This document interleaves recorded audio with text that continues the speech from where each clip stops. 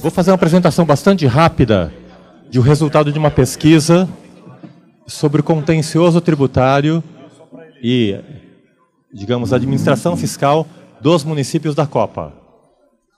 Então a gente vai ter uma noção de como que é a transparência desses contenciosos e a próxima bola da vez, até dia 15 de maio, a gente vai trazer os contenciosos estaduais.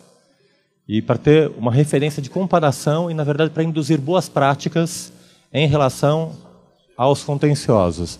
Eu sei que o José Paulo tem um trabalho incrível buscando transparência do TIT, mas eu quero que todos os conselhos do Brasil inteiro tenham o mesmo perfil, a mesma transparência.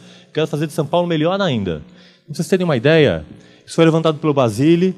Esse é um projeto que começou de novo com a doutora Fátima Cartacho, que tem todas as ideias desse planeta aqui. E nós começamos com o BID e agora a gente está trabalhando em relação aos municípios. Então, resultado do Índice de Transparência Fiscal dos municípios da Copa.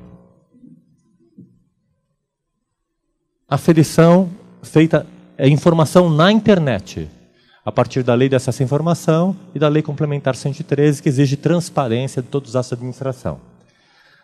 Resultado geral dessa aferição. Porto Alegre, em primeiro lugar, de 0 a 100 pontos, 45,5.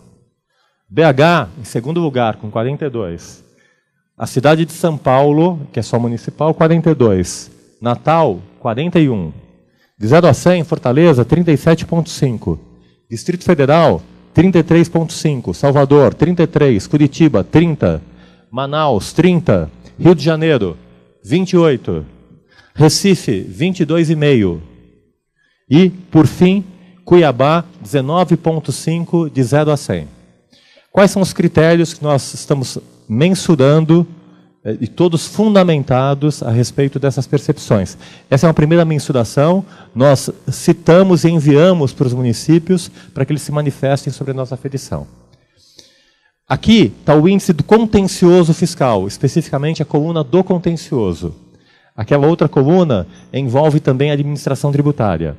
Na coluna do contencioso, de 0 a 30, BH com 8, Natal com 7, São Paulo com 7, Porto Alegre com 7, Cuiabá com 7, DF 5, Curitiba 3, Rio de Janeiro 3, Salvador 3, Fortaleza 2, Manaus 2, Recife 2. Ou seja, de 0 a 100, em termos de transparência, 2. É pouco. De 0 a 30. E aqui, quais são os critérios que nós estamos mensurando? Se eu tenho transparência dos autos de infração lavrados, que é uma coisa discutível, mas é o índice de transparência, não de legalidade, eu ganho 5 pontos. Se eu tenho acesso às decisões de primeira instância, eu ganho 5 pontos. Nesse caso de Belo Horizonte, 0, 0. Se eu tenho as decisões de segunda instância publicadas, eu ganho 5 pontos. Aqui nesse caso eu tenho 5 pontos. Se eu tenho a informação do tribunal em relação à lei de acesso à informação, as requisições de informações e quais são as respostas públicas para todos na web, não só para a pessoa que perguntou, eu ganho 1 ponto. BH não fornece informação.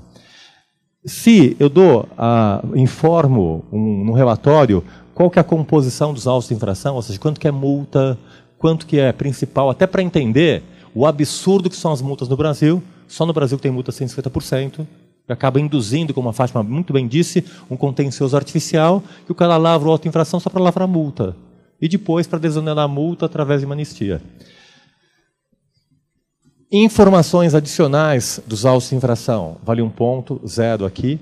Valores efetivamente arrecadados com as autuações. A gente não sabe para que serve esse contencioso e para que servem os tribunais. Daqui, o quanto foi efetivamente arrecadado, qual que é a eficiência do tribunal. Então, não tem essa informação. Andamentos processuais, 1 ponto. Aqui eu tenho a informação, ganho 1 ponto. Pautas de julgamento, muitos tribunais não têm. BH tem 1 ponto. Composição dos órgãos julgadores, muitos não têm. Aqui tem 1 ponto.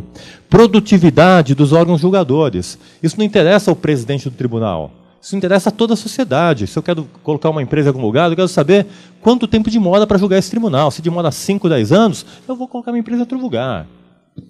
Ou seja, não tem essa informação.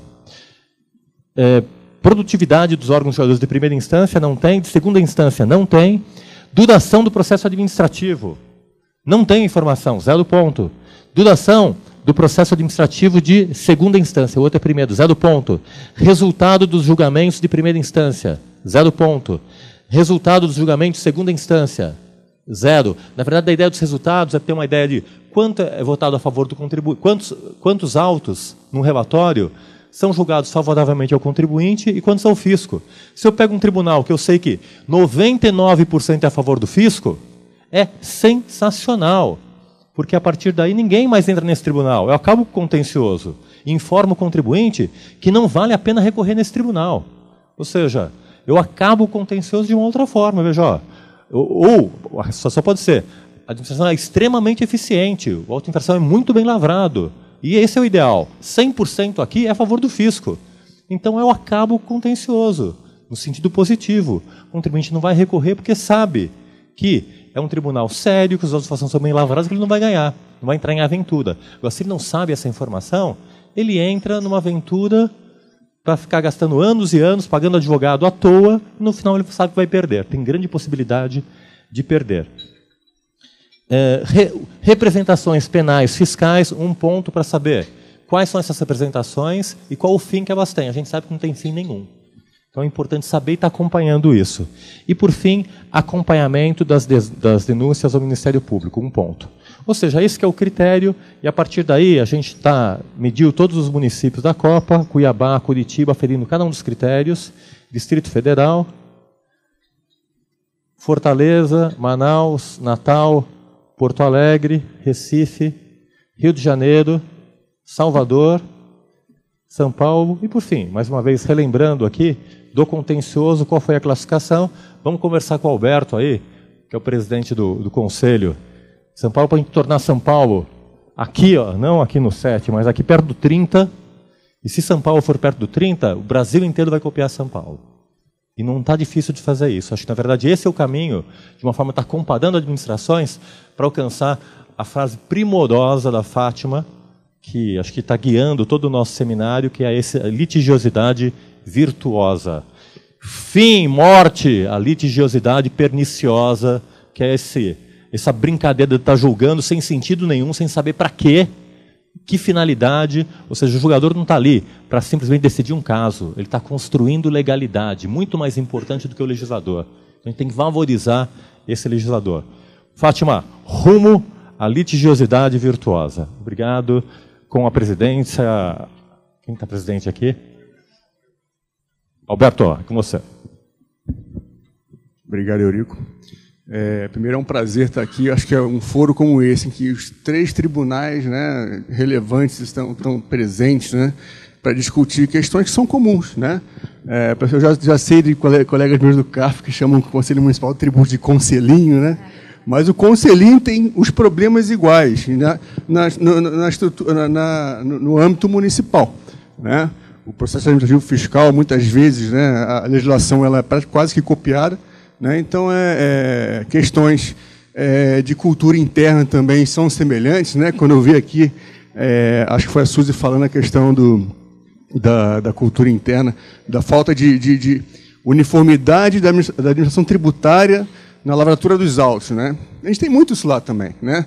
Lá o colega auditor fiscal, cada um tem a sua cabeça, né? Cada um tem o seu entendimento. Então, o que eu estou... Assim, a gente procura modernizar a administração tributária no sentido de trazer o entendimento não do auditor fiscal, mas da administração. Né? A administração tem que ter um pensamento. Né? Porque, no final, há uma uniformidade e há uma segurança. Né? E o Conselho faz parte desse processo, é normal que faça, porque direito não é matemática. Né? Direito não tem só uma resposta. Direito tem interpretações. E, quando eu costumo falar, quando eu dou aula, interpretações plausíveis. Né? Fala plausível no sentido de... Não é que uma esteja certa ou outra errada, né? Mas que são possíveis. Então, se são possíveis, qual que vai prevalecer? Né? Então, o contencioso é natural para trazer esse processo do que vai prevalecer em termos de entendimento da administração, na medida em que o Conselho, o Tribunal de Instância, vai dar o entendimento da administração. Naquele caso, em última instância, administrativa. Né? Confesso que quando veio aqui a discussão das ações populares, né, para mim, em termos acadêmicos, está até um pouco superada a questão da Procuradoria rever o mérito, né, no caso não foi procuradoria, foi ação popular, mas enfim, se rever o mérito de uma decisão de um administrativo de última instância na esfera judicial. Claro, se houver vício, né, óbvio que isso pode, mas se não houver, quer dizer, a administração deu uma resposta. Né? Como é que a administração, com outro braço, né, um órgão diz uma coisa, e aí uma procuradoria vai rever aquela decisão em termos de mérito? Quer dizer, é a mesma coisa você falar que num corpo, né, num organismo como um todo, um braço fala uma coisa, a perna fala outra coisa, a cabeça não sabe se obedece a perna ou o braço. Quer dizer, são órgãos de administração, né? Há uma hierarquia, né? E, enfim, tem-se que haver um entendimento final da administração tributária. A minha fala aqui, basicamente, em relação a essa parte, é mais apresentar aos colegas que vão falar um pouco sobre o que aconteceu na administração tributária municipal nesses últimos 7 anos. 7 anos, quer dizer, o Conselho Municipal de Tributos tem 7 anos. Né? É um bebê, perto aí do CARF de 85 anos, do TIT de 80 e tantos anos também, é um bebê, né? Mas é antes tarde que nunca. Né? Trazer para a administração a ideia do contencioso, é a ideia de uma discussão maior, né, do crédito, e acho que é muito importante que foi falado aqui, a ideia de um fluxo, né, que vai e volta. Né? O contencioso, ele em si, ele não serve para muita coisa, mas a função dele, a doutora Cartaz colocou isso bem, a função dele é trazer a qualidade para o ciclo, né? Para a administração tributária lá no início, num debate interno, né? Haver o aprimoramento da administração tributária. Né? A gente lá na administração tributária, no Conselho de Administração, a gente procura incrementar as nossas conversas, né, institucionais, no sentido de fomentar debates, questões polêmicas, né, ISS, que não falta questão polêmica, questão de conflitos e tudo mais, né, questões polêmicas, e internamente debater essas questões e trazer aí a cultura do conhecimento, que no final vai trazendo a qualidade para o trabalho do auditor fiscal. Né? A gente sabe que o auditor fiscal ele tem uma formação eclética, né? Muitos são engenheiros, a gente sabe que a engenharia, quando teve mal no país, na década de 70, 80, todo engenheiro foi ser auditor fiscal, né? A grande maioria. Então, e o debate jurídico é importante para quê? Para, junto com a questão técnica na ponta, na atividade específica que se é fiscalizada, trazer a qualidade que se busca. Né? O Conselho Municipal de Tributos é um órgão paritário, né, como todos os outros. A ideia é um mandato de 2 anos, né, reconduzível. Né, e busca-se aí a qualidade do julgamento, e é que essa qualidade se reverta uma confiança não só da administração tributária no Conselho, mas também da sociedade no Conselho, né, e uma ideia de trazer mais qualidade para o processo como um todo. Eu vou passar a palavra agora para a doutora Luciana Scherfan de Mello, ela é vice-presidente do Conselho Municipal de Tributos, e ela vai tecer alguns pontos a respeito do Conselho no que tange aí a mudanças na administração tributária. Bom dia a todos. Inicialmente, eu queria fazer, com a permissão das doutora Karen e a doutora Suzy, queria fazer minhas as palavras delas quanto à palestra da doutora Fátima, né? Porque eu também, quando crescer, quero ser que nem ela, e eu acho que, assim, vendo as palavras dela, eu pontuei algumas questões para trazer aqui do nosso tema, e vendo a palestra, eu falei, acho que eu estou no caminho certo, né? Porque eu estou no Conselho, e aí eu não tenho medo de falar a idade, porque o Conselho, como o doutor Alberto falou, é um bebê, então eu sou a decana do Conselho hoje. Eu estou lá desde antes da implantação do Conselho, eu fazia o julgamento administrativo da forma monocrática e participei do grupo de trabalho de implantação do Conselho e agora, felizmente, fui conduzida como julgadora e estou lá já há 4 mandatos, agora na vice-presidência. Então, eu fico muito feliz de participar e de poder falar, me sinto à vontade de poder falar do antes e do depois, porque a gente realmente viu uma melhora. A gente teve a felicidade no Conselho, por ele ser novo, a gente pôde aproveitar muita coisa boa. A gente teve muitos conselhos do pessoal do TIT. Quando a gente foi fazer a implantação do Conselho, a gente buscou esses conselhos nos órgãos que já estavam aí no mercado há tanto tempo, né? E várias das coisas, várias das experiências do TIT e do CARF que nos foram passadas, a gente conseguiu implementar com muito sucesso no Conselho. E os pontos que eu trouxe hoje, até na linha do que a doutora Fátima falou, sobre a litigiosidade virtuosa, né? O Conselho, hoje, ele tem como competência representar o secretário municipal de Finanças, propondo a adoção de medidas tendentes ao aprimoramento do sistema tributário do município e que objetivem principalmente a justiça fiscal e a conciliação dos interesses do contribuinte com os da Fazenda Municipal. Então, essa função de julgamento do Conselho, ela extrapola a simples solução daquela lide que nos é imposta individualmente. E o Conselho tem conseguido fazer isso. Nós temos percebido a melhora na qualidade do auto de infração, a melhora na qualidade do processo administrativo fiscal. Os representantes dos contribuintes, da sociedade, dos contribuintes, têm nos relatado essa visão. Então, na medida em que eles percebem a dificuldade do auditor quando vai fazer uma fiscalização e não tem os elementos necessários à lavratura do auto de infração ou da constituição de crédito, os processos são vistos com outros olhos. E também, por outro lado, os representantes do município, eles conseguem ver, na voz dos representantes dos contribuintes, as dificuldades que o município tem ao receber a fiscalização, ao solicitar algum requerimento perante o município. Então, essa troca de experiências vai levando ao aprimoramento dos procedimentos e da legislação tributária. E essa troca de experiências, toda essa troca de experiências, ela não ocorre só entre o município e a sociedade. Ela também aconteceu dentro do próprio município, com a participação dos procuradores e dos auditores fiscais no Conselho. Então, nós conseguimos estreitar o relacionamento entre a administração tributária, a Secretaria de Finanças e a Procuradoria do Município, o Departamento Fiscal da Procuradoria do Município.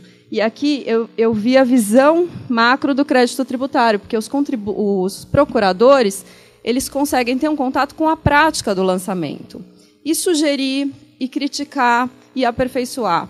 Por outro lado, os auditores que fazem a constituição do crédito, eles conseguem visualizar os problemas que a Procuradoria encontra para defender aquele crédito ou para fazer aquela execução fiscal. E isso tem aperfeiçoado o processo de lançamento como um todo, desde o seu nascedouro até o final da relação, da execução. Então, essa visão macro do crédito tributário, realmente, a gente percebeu que, com essa integração das duas carreiras no Conselho Municipal de Tributos, foi um ponto bem visualizado nesse antes e depois. Tem um outro ponto também, que é o incremento na qualidade dos julgados. Parece até, assim, a gente falando que a melhoria, né, dos julgados, na qualidade dos julgados depois da implantação do CMT, poderia parecer até um menosprezo da qualidade dos julgados anteriores, mas, como a doutora Fátima bem pontuou, são seis cabeças com experiências diferentes, com visões diferentes, com argumentos diferentes, que vêm analisar um único lançamento. E, além disso, tem a participação de ambas as partes, a participação do contribuinte e a participação do representante da municipalidade. Essa troca de experiências, ela leva a um julgamento muito mais rico, realmente muito mais completo. E eu diria, não a cada mandato, mas às vezes a cada sessão, quando um conselheiro não pode participar, um suplente vem substituí-lo, são novos argumentos, novas visões, e tudo isso é muito enriquecedor. E isso eu falo mesmo, como a doutora Fátima falou, com conhecimento de causa, porque eu achava também, como ela, que eu fazia um julgamento assim, muito imparcial, muito bem feito. E eu fazia meu trabalho muito bem feito, mas ele era pobre nesse sentido de visões e de experiências. E, por fim, eu levantei também, nessa égide das transparências nas ações do Conselho. Como eu falei, a gente teve muita sorte em começar um pouco depois, porque a gente pôde pegar a experiência de outros tribunais. Então, hoje, o Conselho tem as pautas de julgamento disponíveis na internet, então não precisa ser consultado Diário Oficial. Consulta o site do Conselho, a gente tem as pautas. A gente tem as sessões de julgamento que são abertas ao público, não só aos representantes do contribuinte que tem seus processos ali analisados, mas a gente tem as sessões abertas ao público. Existe a possibilidade de sustentação oral, o que antigamente não existia, então hoje tem a possibilidade de sustentação oral, e foi um pleito da OAB, como representante dos contribuintes, né, que foi inserida no nosso regimento interno. E a sustentação oral, assim, inicialmente pensa-se que o que ele vai falar já está lá no processo, mas em questões fáticas, às vezes em casos muito complicados, você não consegue esclarecer isso pela forma escrita. Você precisa poder até consultar o advogado na hora da sustentação oral. Às vezes a gente consulta, esclarece uma questão fática que é essencial. Como o doutor Quiroga falou, os processos estão ficando cada vez mais complexos, principalmente essas coisas dos processos de internet, toda essa modernidade. Então, para a aplicação da legislação tributária, a gente precisa conhecer muito bem a parte fática. E nossas decisões também, eu acho que isso aí está contando ponto para a gente lá com o doutor Eurico, porque nossas decisões estão todas na internet, são disponíveis as decisões na íntegra, relatório, voto, estão todas na página da internet.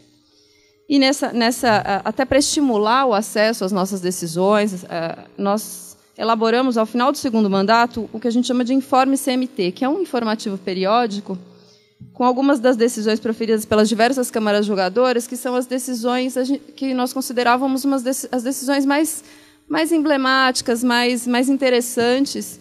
E, inicialmente, nós divulgamos para os auditores e procuradores, para que eles tivessem esse estímulo de acessar e conhecer o trabalho do Conselho.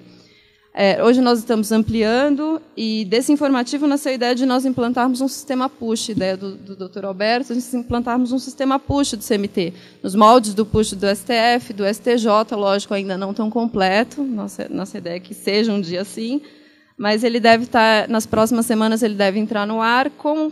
Os informes já estão hoje na internet, mas a ideia é que qualquer interessado possa se cadastrar e receber esse informativo e todos os comunicados do Conselho por e-mail. Então, nós estamos trabalhando nesse sentido da transparência, da conciliação dos interesses do município com os interesses dos contribuintes. E nosso trabalho lá é árduo, né, às vezes, mas a gente tem auferido bons frutos. Então, essas coisas que eu queria pontuar, até para não tirar muito dos colegas poderem falar. Obrigada.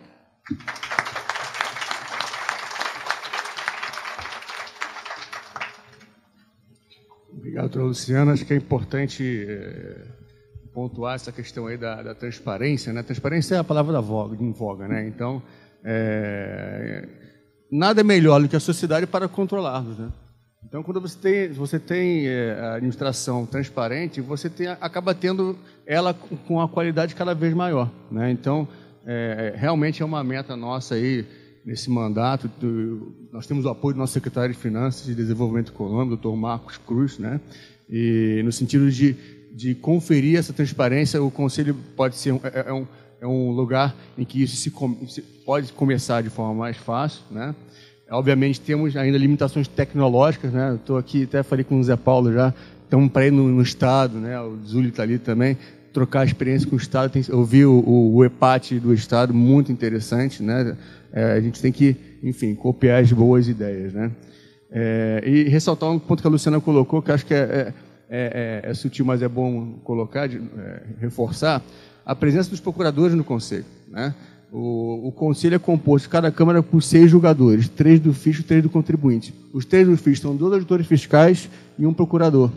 Então, você fecha o ciclo do crédito tributário com representantes desse ciclo como um todo, né? O contribuinte, o auditor fiscal e o procurador.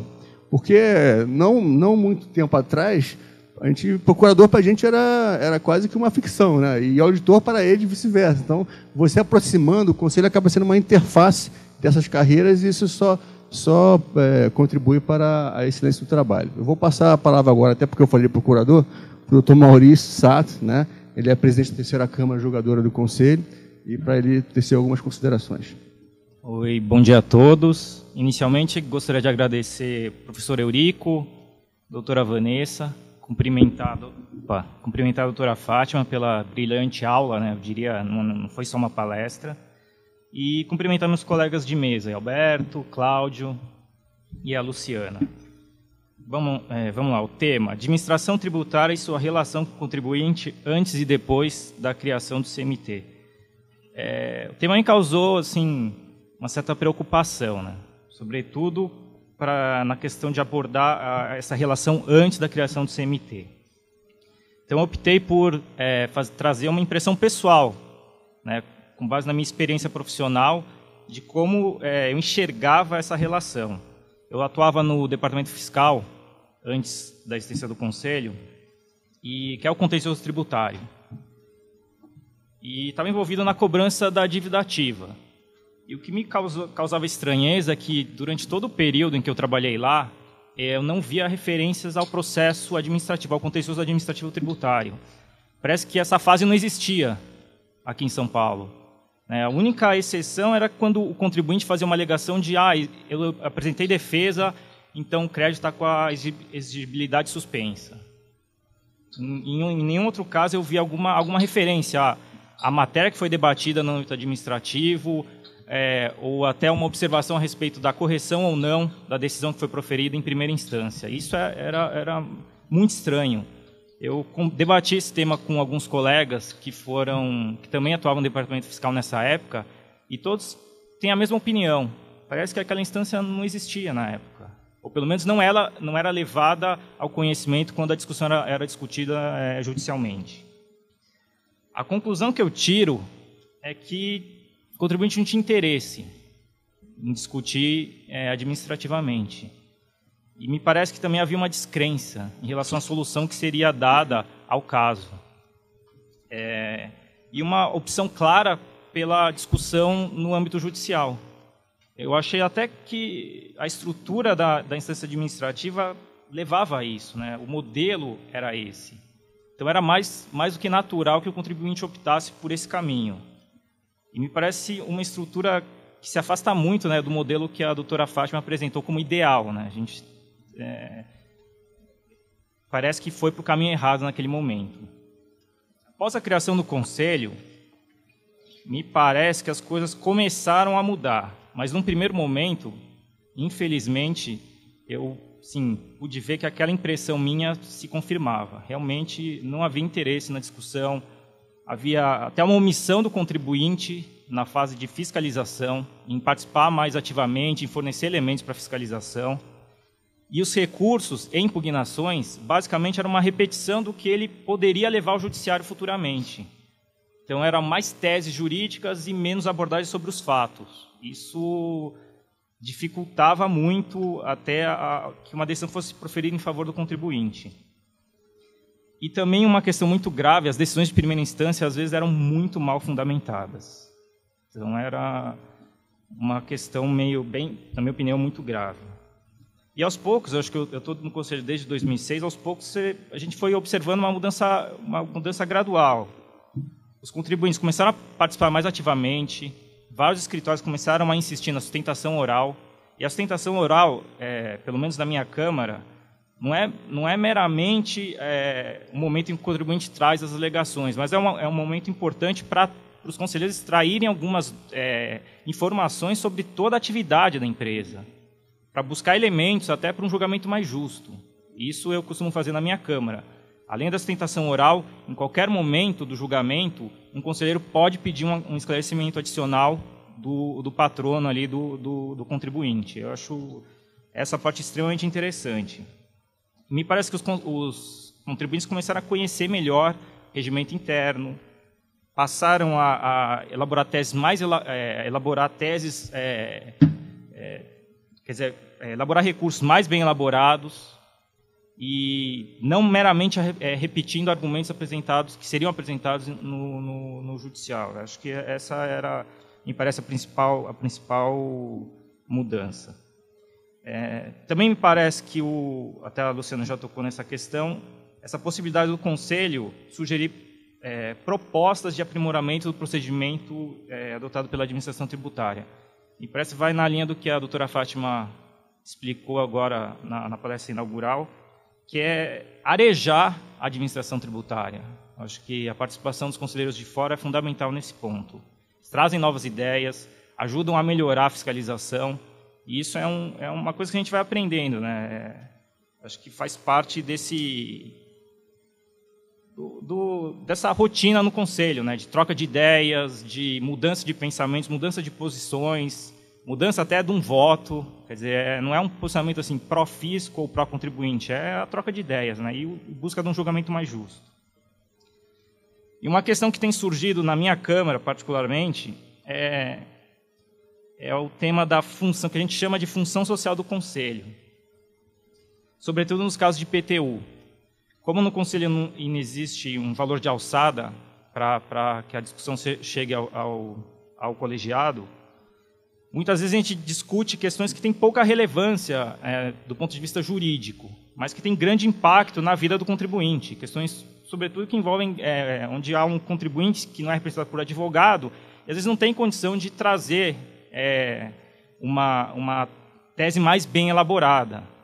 Mas ali, dentro do possível, os conselheiros buscam aí uma solução para o problema, ainda que não seja para o exercício que é objeto do recurso, mas uma providência de ofício que tenha reflexo nos exercícios posteriores. Eu acho isso me parece uma função muito importante do Conselho hoje, que me parece também que vai na linha da litigiosidade virtuosa. Eu acho que a gente está indo por esse caminho. Não é o modelo ideal ainda, não há uma pessoa da iniciativa privada dentro da administração, mas me parece que é um caminho bom que a gente está seguindo aí, e eu acho que o Conselho ainda é muito novo, a gente tem muito que aprender ainda, até com os demais conselhos, mas é um caminho que a gente vai buscar seguir aí nos próximos anos. Em suma, são essas observações que eu gostaria de fazer.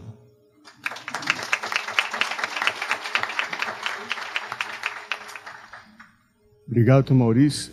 Acho que pontuar um aspecto colocado é a questão do voto, do interior da acordo na internet disponível para qualquer cidadão, né? E a gente tem notícia até de juízes do Poder Judiciário pegando esse relatório de voto em mente acordo e se valendo dele para se instruir em relação a certos processos. Quer dizer, está disponível para quem quiser, né, o resumo daquela fiscalização e daquele julgamento, daquele contencioso, para quem quiser dele ter conhecimento, inclusive profissional, né? Uma outra coisa que eu acho que é importante pontuar, a gente tem uma meta já da administração passada aí que se mantém nessa administração de celeridade de julgamento. É uma busca nossa de primeira instância o contencioso durar 100 dias e segunda instância 80 dias, né? Então essa é uma meta que estamos buscando, ou seja, 6 meses de um contencioso como um todo, né? E estamos nessa linha, né? Cada vez mais, né? E só corrigindo um pouco o Dr. Maurício, colocou que não há alguém na iniciativa privada da administração. Na verdade, nosso atual secretário de Finanças, ele veio da iniciativa privada. O Dr. Marcos de Barros Cruz, ele era sócio da McKinsey, né? E foi aí convidado pelo atual prefeito, Dr. Haddad, para compor aí a administração e com ideias, com certeza, arejadas, né? E a gente acho que está bem servido nesse aspecto. Vou passar a palavra agora para o meu amigo Cláudio Augusto. Ele é conselheiro julgador. Aliás, ele é julgador não só no municipal, como no federal, né? Então, só falta o estadual, né, Cláudio? E o Cláudio ajuda a gente lá, julgando e conferindo qualidade de julgamento. Vou passar a palavra para o doutor Cláudio. Bom dia a todos. Gostaria de cumprimentar os organizadores do evento pela proposta, pelo convite, e agradecer aqui na pessoa do presidente Alberto Macedo, dos colegas de conselho, Maurício, Luciana, colegas de cargo que estão aqui, se fazem presente, de TIF também, né, Denise? Muito obrigado pelo convite e vamos tentar expor aqui algumas questões. Eu até peço desculpas, que eu havia me preparado para essa conversa com o tema específico, né? Antes e depois, como é que era essa relação com o contribuinte físico, né? Antes da existência do conselho e a partir da existência dele, né? Mas, dada a palestra da doutora Fátima, né, encantadora com muita profundidade, né, então eu pedi aqui licença para o presidente, meu amigo Alberto, para pontuar algumas outras questões que eu já vinha debatendo, lógico, de uma maneira bastante rasa, né, depois da apresentação, alguns pontos específicos do Conselho, né. Então, o primeiro ponto, e desculpe também que eu não vou ter um encadeamento lógico, eu fiz uma anotação aqui no papel, eu não sei se vai ter um encadeamento lógico adequado, mas são alguns temas importantes. Primeiro ponto que eu acho importante no Conselho Municipal de Tributos, que na realidade é a excelência, né, a busca da excelência do julgamento. E trazendo anteriormente para hoje, a gente percebe claramente que a qualidade dos profissionais que lá trabalham, tanto da auditoria, quanto dos contribuintes, quanto da procuradoria. Eu não tenho os dados concretos, mas muito embora, como o Alberto disse anteriormente aqui, a formação dos auditores vem da engenharia, isso é fato, e vem também do Rio de Janeiro, há um êxodo geral lá na prefeitura. A prefeitura de São Paulo, existe até uma brincadeira aqui em São Paulo, para você ser auditor fiscal, você tem que ser engenheiro, carioca e militar. Né? Pode ser que todo mundo lá é militar, engenheiro e carioca. Mas a gente percebe que depois que eles ingressaram na auditoria, eles tomaram conta com o direito de uma maneira bem interessante, e eles procuraram estudar direito, prestaram faculdades, e hoje não se percebe que vários auditores estão em nível doutorado, em nível mestrado, então busca-se efetivamente a excelência para um julgamento. E lá no Conselho não é diferente, os integrantes do Conselho, todos eles têm pelo menos o nível mestrado, alguns doutorando, outros doutorados, então sempre aprimorando aí o alto, né, o crédito tributário em si. Então, esse é o primeiro ponto que eu gostaria de destacar. Pelo menos, a gente pode falar bobagem, mas a gente tem fundamentação teórica. Sempre existe algum autor que fala alguma coisa, existe uma teoria e a gente vai lá e fala. Outra questão é o seguinte, do Conselho, né? O Conselho como um órgão de excelência. Na minha percepção, na cadeia, vamos dizer assim, na cadeia produtiva do crédito tributário, o Conselho Municipal de Tributos é o elemento primordial, né? Dada a qualidade técnica dos seus integrantes, e não só mais aquela visão do perde-ganha. Contribuinte ganhou um processo administrativo, teve uma decisão favorável ou vice-versa. Não tem mais aquela discussão do perde-ganha, porque hoje se pensa nos efeitos das decisões. E aí, esses efeitos a gente pode analisar diversos aspectos. Os aspectos políticos, né?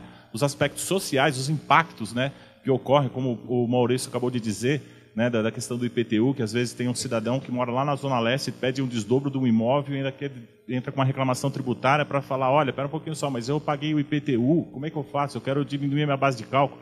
E a gente não consegue nem entender o processo tem 5 páginas, e a gente fica lá, pô, mas o que esse cara está querendo falar? Aqui a gente não está entendendo nada, né? Então, sim, tem esses efeitos, esses impactos. Não é assim o problema do IPTU, a base de cálculo do IPTU. O que representa aquele imóvel que, via de regra, a gente nem sabe como é que ele conseguiu. Às vezes é um loteamento irregular, ele comprou do cidadão, do tio dele que veio do Nordeste, que passou para o vizinho, que passou para uma outra pessoa, e a gente não sabe absolutamente nada, né? O efeito pedagógico na relação contribuinte e fisco, né? A questão também vamos usar o termo aí da questão do trânsito em julgado. Eu ainda não estou muito confortável, mas eu vou utilizar essa expressão, o trânsito em julgado das decisões administrativas, né? Principalmente quando a fazenda não teve sucesso na sua empreitada, né? O contribuinte conseguiu demonstrar suas razões, né? Então, essa é uma questão muito importante. Então, os efeitos da decisão. Agora, por que eu falo que ele é o mais importante na cadeia produtiva? Porque pelo nosso regimento interno, uma das funções do nosso presidente é assessorar o secretário das Finanças, né?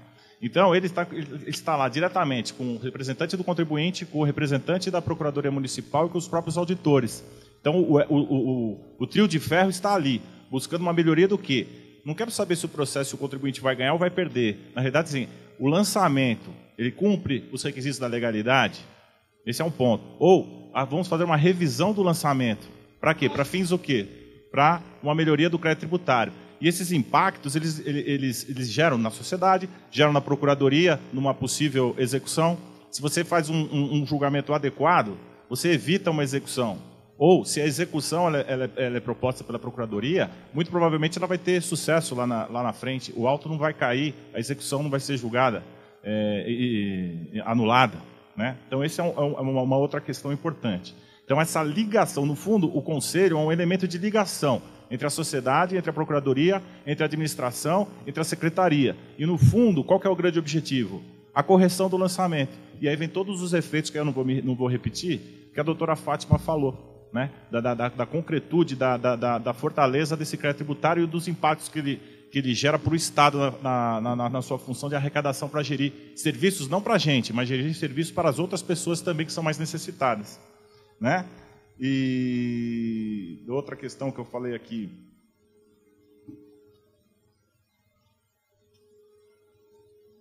exatamente, a questão da legalidade, né? Então, é a seguinte, quando você vai analisar o seu crédito tributário, você vai analisar propriamente o quê? A legalidade, essa que é a função, isso está no regimento interno. Você não pode discutir questões se elas são constitucionais ou inconstitucionais. Então, aqui esse é um ponto que eu acabo discutindo lá no Conselho, e principalmente mais com as pessoas fora do Conselho. Porque o conselho, no fundo, o que ele é? Um processo administrativo. Você vai se manifestar, você vai expor suas razões através do processo administrativo. E esse processo administrativo, na minha concepção, ele basicamente é o quê? Prova. Então você tem que provar efetivamente aquilo que você está falando. Não basta só alegar, você tem que provar. E essa prova é determinante. Então, como o nosso conselho, como foi dito aqui da questão da sustentação oral, poucos advogados prestam atenção quando o regimento interno diz que a sustentação oral ela tem que ser requerida na interposição do recurso. Existe também uma trava no nosso regimento que você não pode afastar a aplicabilidade de legislação municipal. Então, o que acontece? Ele chega lá sem saber o que está acontecendo e fala, vim fazer sustentação oral, mas você fez requerimento do recurso? Não, então não vai ser possível ouvir, a não ser que, pelo próprio regimento interno, talvez o presidente fazendo requerimento ao presidente, ele pode deferir ou não, que é a competência dele, mas na sessão não. Então, o que é? Por isso que eu acho que é importante esse tipo de evento, que a gente tem que também passar para os advogados, e eu falo como advogado, que sou representante dos contribuintes, que você tem que conhecer o processo administrativo. O processo administrativo, o conselho faz parte da administração, ele não é poder judiciário. Então, a gente vem com aquele costume do processo civil, e que não funciona no processo administrativo. O processo administrativo, ele é moderado, ele é relativizado, mas ele é preclusivo. E os advogados acabam se esquecendo. Regimento interno é a Bíblia para quem vai advogar no Conselho Administrativo. Também no CARF, no TIT, é a mesma coisa. Você tem que conhecer o regimento interno. E agora, os próprios conselheiros também, em função do aprimoramento da administração tributária, acabam se esquecendo que a gente pode, com 6 conselheiros, emitir uma possibilidade de súmula ao presidente. Então, você junta lá 6 conselheiros. Olha, nessa questão, por exemplo, falou de internet, VoIP, como é que a gente vai analisar essa questão? Download, isso é serviço, não é serviço? A questão gráfica que agora está em voga novamente aqui em São Paulo, a questão da administração de imobiliária, como é que vai ficar a incidência ou não do ISS? Tudo bem, você vai tomar uma decisão. Você pode pegar 6 conselheiros, elaborar uma proposta fundamentada tecnicamente e encaminhar para o presidente. Isso está no regimento interno. O presidente vai analisar, vai verificar, e aí ele vai verificar se é possível ou não. Sendo deferido o pedido, ele pode levar às câmaras reunidas e depois encaminhar para o secretário. Então, assim, eu acho que a salvação do direito tributário está nos conselhos. Os conselhos são os órgãos responsáveis pelo sucesso da administração pública na relação contribuinte-fisco. E não é, como o Alberto aqui disse, os nossos tribunais judiciais, vamos dizer assim, o Supremo Tribunal Federal, o Superior, os tribunais regionais, eles acabam olhando as nossas decisões lá para ter uma referência, como o professor Eurico disse logo no começo, a questão da expertise, né? O juiz geralmente está muito distante do que está acontecendo lá. Não, nós estamos dentro da administração. Nós somos um órgão vinculado, né, legalmente, né? Então eles olham lá para as nossas decisões para falar como é que eu vou sair daqui, né? Então eu acredito que eu expus aqui os pontos que eu acho mais interessantes que a gente poderia debater aqui nesse evento, né? E passar a palavra aqui para o nosso presidente para ele dar o devido encaminhamento. Muito obrigado.